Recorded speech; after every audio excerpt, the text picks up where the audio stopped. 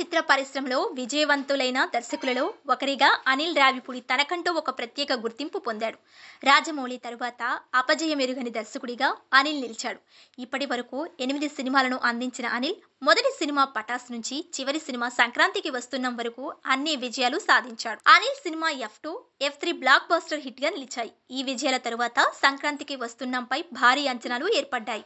ఈ సినిమా 10 రోజుల్లోనే 230 కోట్ల రూపాయల క్రాస్ కలెక్షన్ ను సాధించింది. ఇది ఇప్పటికీ బాక్సాఫీస్ వద్ద విజయవంతంగా నడుస్తుంది. ఈ విజయాల నేపథ్యంలో చిత్ర యూనిట్ భీమవరంలో విజయోత్సవ వేడుకను నిర్వహించింది. ఈ కార్యక్రమానికి చిత్ర నటీనటులు, స్థానిక రాజకీయ ప్రముఖులు హాజరయ్యారు. ఈ ఈవెంట్ లో మాట్లాడుతూ సంక్రాంతికి వస్తున్నం చిత్రాన్ని ఇంత పెద్ద హిట్ చేసిన ప్రేక్షకులకు ధన్యవాదాలు అని తెలిపాడు. అనిల్ తన సినిమాలు అన్ని ప్రాంతాలలో విజయవంతంగా రన్ అయ్యాయి అని, అయితే గోదావరి జిల్లాలో ప్రత్యేకంగా మంచి ఆదరణ లభిస్తుంది అని తెలిపారు. ప్రపంచంలో సంతోషంగా ఉండే వాళ్ళంతా గోదావరి జిల్లాలోనే ఉంటారు అని అనిల్ వ్యాఖ్యానించాడు. ఈ వేడుకలలో అభిమానులు అనిల్ని ప్రభాస్తో సినిమా ఎప్పుడు చేస్తారు అని అడిగారు. అనిల్ దీనిపై స్పందిస్తూ, నేను కూడా దానికోసమే ఎదురు చూస్తున్నాను. మీరంతా గట్టిగా అనుకుంటే అది సాధ్యమవుతుంది అని తెలిపారు. ప్రస్తుతం ప్రభాస్ మారుతి దర్శకత్వంలో రాజాసాబ్, హను రావిపూడి దర్శకత్వంలో ఫౌజీ చిత్రాలలో నటిస్తున్నాడు.